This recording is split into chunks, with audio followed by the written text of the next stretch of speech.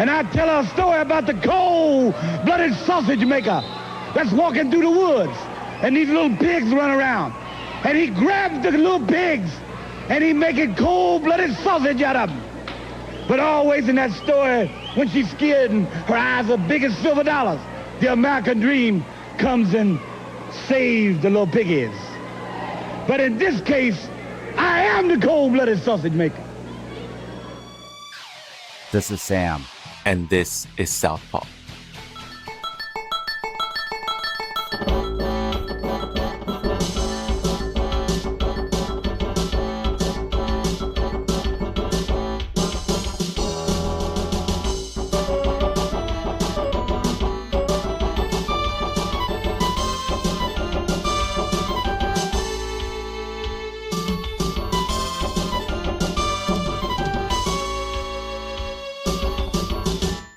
This is volume 1 of a multi-volume series on liberatory financial education.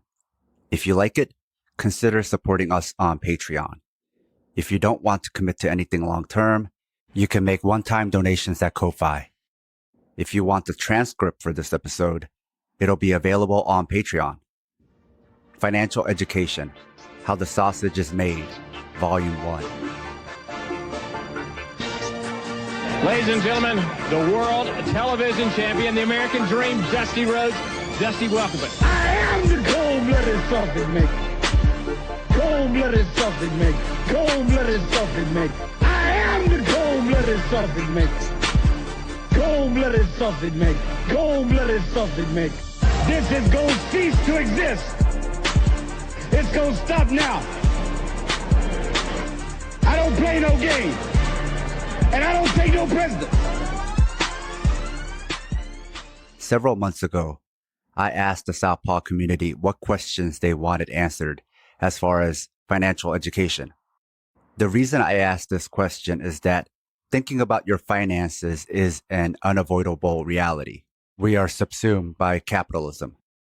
To be able to avoid thinking about capitalism or your own personal finances takes extreme privilege. However, the only resources for personal finance are right-wing or ultra-far-right.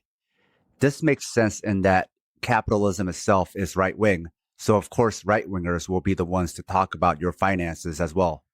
Also, for baby lefties who aren't committed socialists, they've already shown a massive interest in technology and new financial products. And with the ease of access to gambling-like trading, they've been low-key turning to the far right for knowledge, which has unfortunately influenced their overall political analysis. This trend is what finally pushed me into doing this series, because socially conscientious people were getting indoctrinated. So going along with the theme of the Southpaw Network, giving people an alternative, this will be an alternative to right-wing financial education. What do I mean by education? Defining terms and explaining how things work, but from a bottom-up perspective. What makes something right-wing regardless of the topic? Victim blaming and prescription. Prescription being what you should have done or ought to do now, as if everything is within your control, which connects back to victim blaming. This is going to be free of blame and prescription.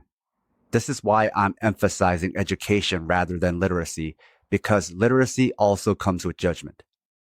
This is not any different from how I teach martial arts. I have no idea what situation you'll find yourself in or how you'll have to use this knowledge. So instead of creating fantasy scenarios plagued with my own personal biases, I teach you the art. You decide how to best use it for your life, what you want to get out of it, and what your own scenarios look like.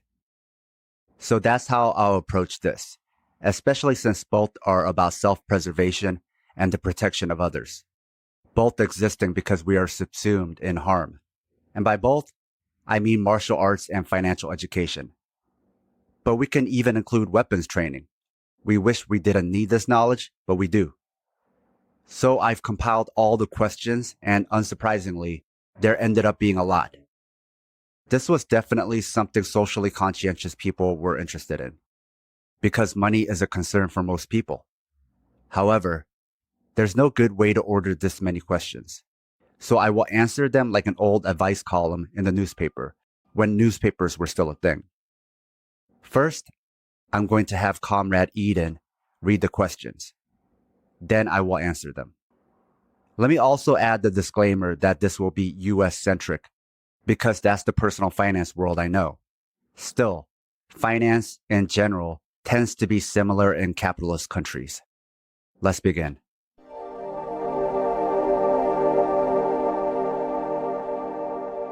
Rob writes, Dear Sam, how do socialists, communists, and lefties rectify the moral problems of saving and working within a capitalist system while maintaining their values? For instance, in the current system, I feel motivated to provide security for my family, and it's hard to reconcile that within capitalism, when all you want is to be a lefty. Dear Rob, how do you reconcile? You don't. Karl Marx predicted that capitalism would force us all to live in contradiction, even the good eggs. You understand it for what it is, as an unavoidable contradiction, because actually reconciling it with morals that advocate for equity and equality would require galaxy brain. This is why reading any online justification of capitalism is both funny and horrifying. It's like reconciling living in white supremacy culture while trying to be a good white person. There is no reconciliation. You, as a white person, will benefit from white supremacy. But you can also understand that white supremacy is wrong. It is what it is.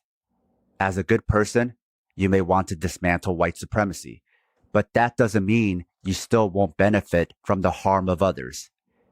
It's actually in reconciling and thinking there is no contradiction is when you get colorblind racism, silence, and complicit cooperation. It's in thinking you can be wholly good or all your actions can be wholly good in an unjust system that causes erasure and denial of harm. Being a good person in capitalism is messy. Period. That's it. That's what you're signing up for as a socialist. You're saying you are recognizing this reality. Denying all the harm is what makes a reactionary.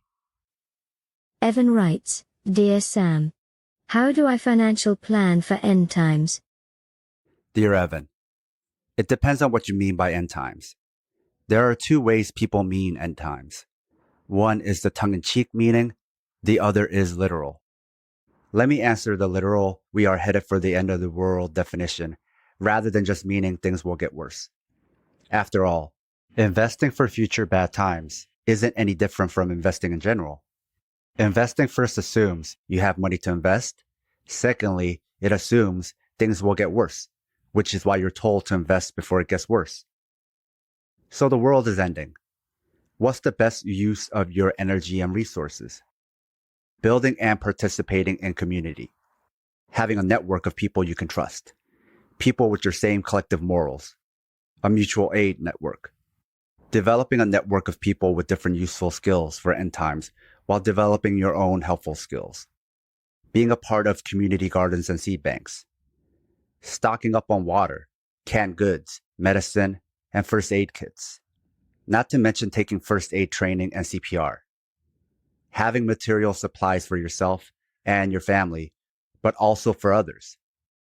Investing time in community-based organizations, and perhaps even things related to tenants and the unhoused. This could also mean firearms training. But you can't talk about firearms without also thinking about depression and suicidal ideations. Which is why community is also essential for support, as well as having people who can hold your firearms if you are ever in crisis. If you're a part of a community you trust, it doesn't necessarily have to be you who is armed. Planning for end times means getting to know your neighbors, not just the ones next door, but also throughout your local community, including local businesses. Make as many allies as possible. Take as many free classes as your community offers. Take advantage of your library and community centers.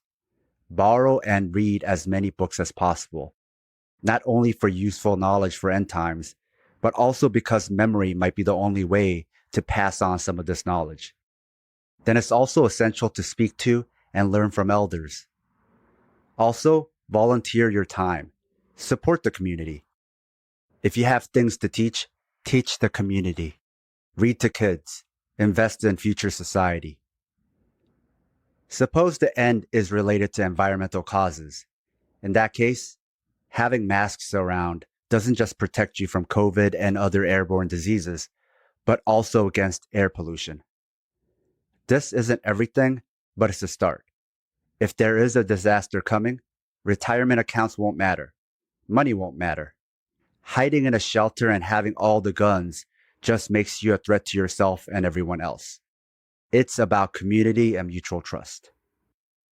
T writes, Dear Sam, what is dollar cost averaging? Dear T, dollar cost averaging isn't a product or a type of investment vehicle, but an investment strategy. It means you are committing to putting the same amount of money into the market in regular intervals. If a percentage of your paycheck goes into a retirement account, you are doing dollar cost averaging. It makes investing automatic and takes timing the market out of the equation. Timing, in this case, means looking for the perfect opportunity to buy. Since you're committing the same amount of money every time, you buy less when the market is expensive, more when the market is cheap. Timing doesn't matter. You're maximizing thrift. This allows for small increment investing and works best the earlier you start.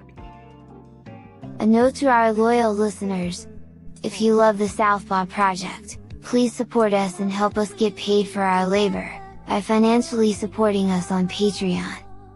This will give you access to exclusive bonus content, as well as our private chat group on Discord. But more importantly, it'll help us supplement the cost of running this project, the incredible time and energy we put into it 7 days a week, and you'll be giving us some breathing room, not only to juggle Southpaw with our day jobs, but also to expand Southpaw into other areas. Show your Southpaw solidarity by supporting us at patreon.com/southpawpod. George writes, Dear Sam, what is compound interest?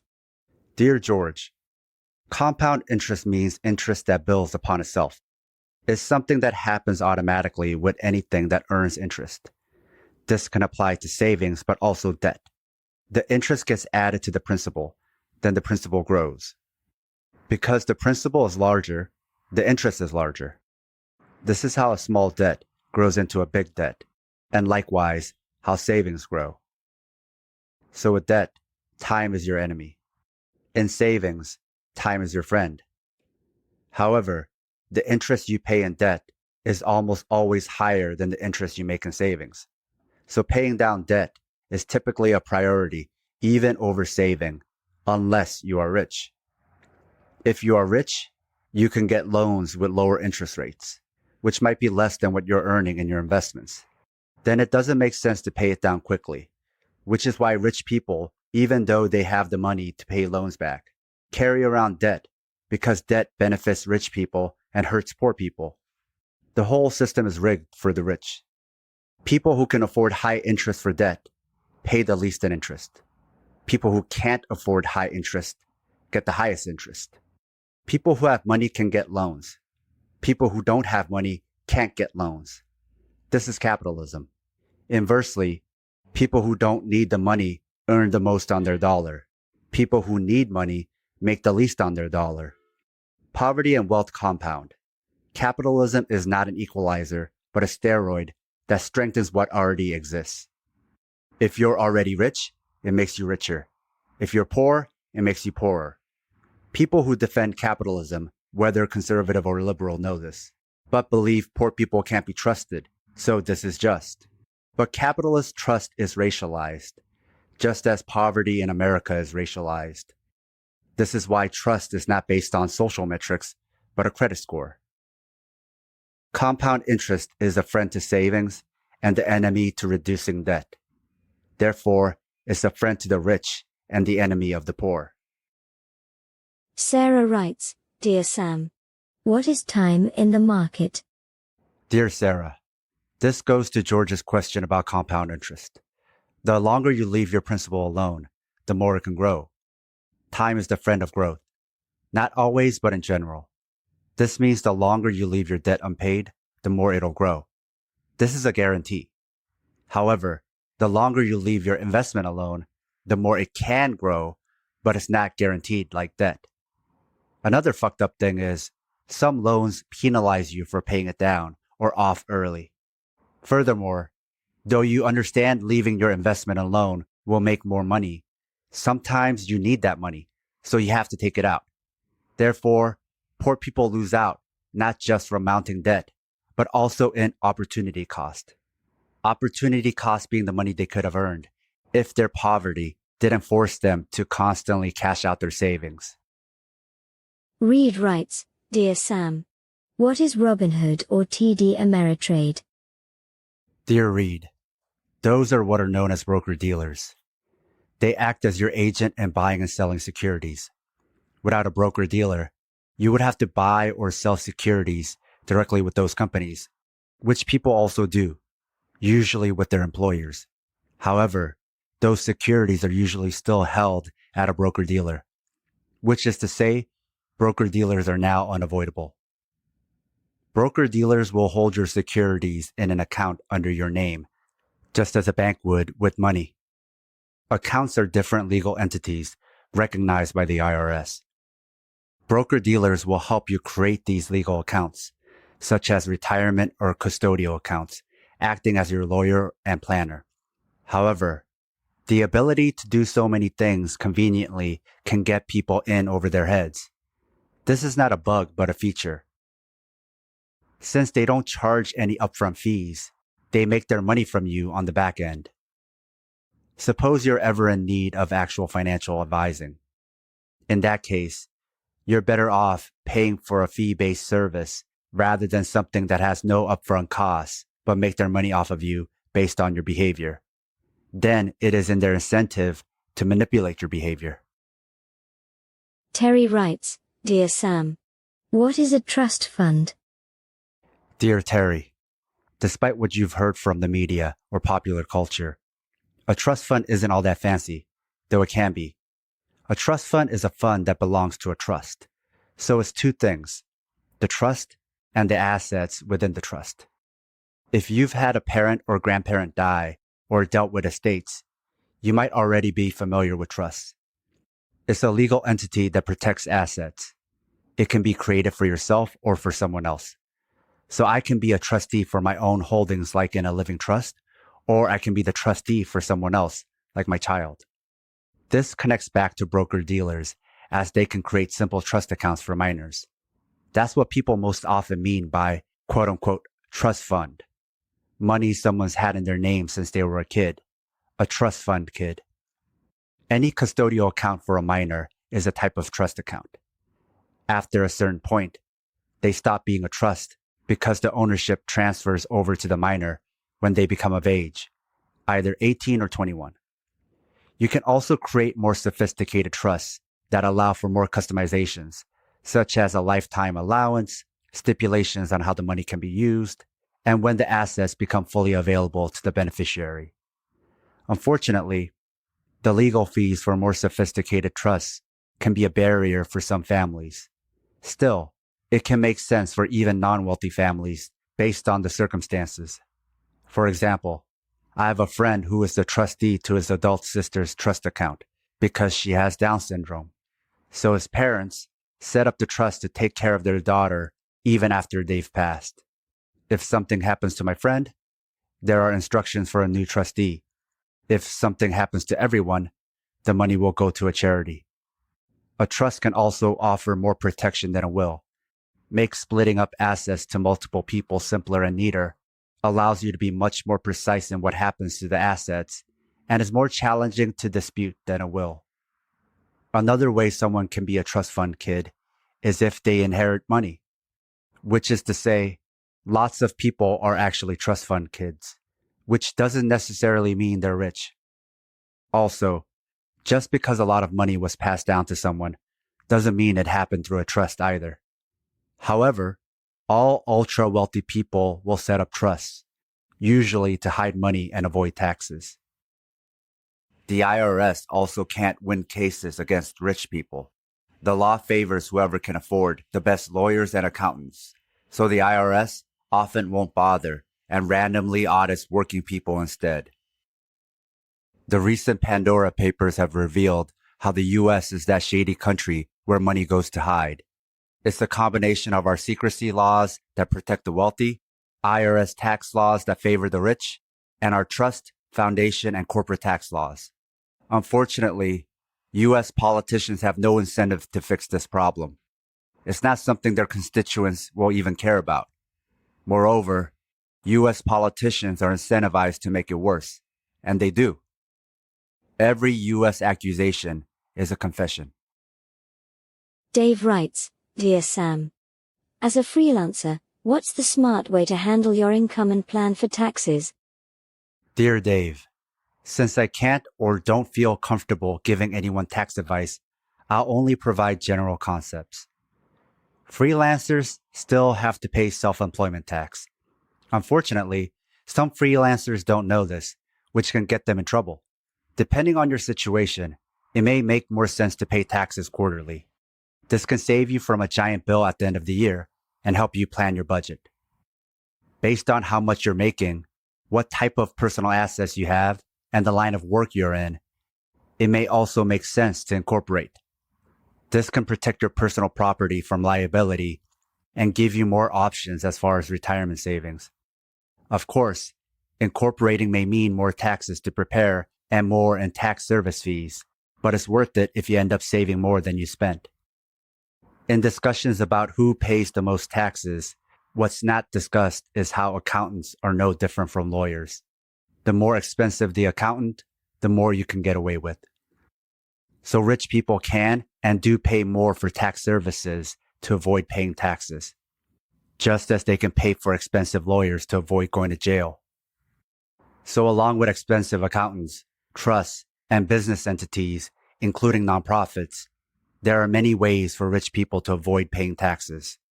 In contrast, the rest of us don't have that luxury unless we earn so little or nothing at all that there's nothing to tax. At this point, we have bigger problems than taxes, such as our existence being criminalized. Gloria writes, Hey Sam, what is fractional investing? Dear Gloria, fractional investing is relatively new and is part of how small investors have been able to pump expensive stocks. It leveled the playing field to allow more investors to participate in the market. It also made stock prices more volatile because it made the unit of exchange smaller. Let's say a company releases 100 shares into the market. Every buy and sell of each one of those shares affects the stock price. If we split up each share into another 100 shares, you now have that many more units to affect the price. Cryptocurrencies, since inception, allowed for fractional shares, which is part of why the prices are so unstable. We are now seeing similar price action in the stock market. But on the flip side, dollar cost averaging, which used to be only available for retirement accounts and funds, can now be applied to stocks and ETFs. ETFs are exchange-traded funds, like a stock version of a mutual fund or basket of assets. What made dollar cost averaging difficult before fractional investing was that you couldn't automate it. If you wanted to spend $100 a month on a stock or ETF, $100 might not be able to buy whole units. You might end up with 4.2 shares or 3.5 shares. So that means you would have to manually decide how many whole shares to buy each month. But now you can buy 3.5 shares. So you can budget a dollar amount to automatically buy at your set intervals without having to worry about whether it's a whole unit or not. This is the end of Financial Education, How the Sausage is Made, Volume 1. If you want the transcript for this episode, it'll be available on Patreon. If you're unfamiliar with our format, Southpaw is a podcast network. So the next episode of this show, which the network is named after, will be Volume 2 of this series. But we also have a separate show called Fight Study, which covers past and future combat sports events. We also have Pride Never Die, hosted by queer MMA analyst Karyan. We also have a pro wrestling show and a Star Trek show in the works. So if you see other shows in our feed, this is why. Then, by financially supporting us, you're not only supporting the show, but all of our shows. This series also took months to prepare, so it takes a lot of effort to bring you the content you enjoy. So help us out if you can, and don't forget to check out our other shows as well. If not, I'll be back in about a week with Financial Education, How the Sausage is Made, Volume 2, baby.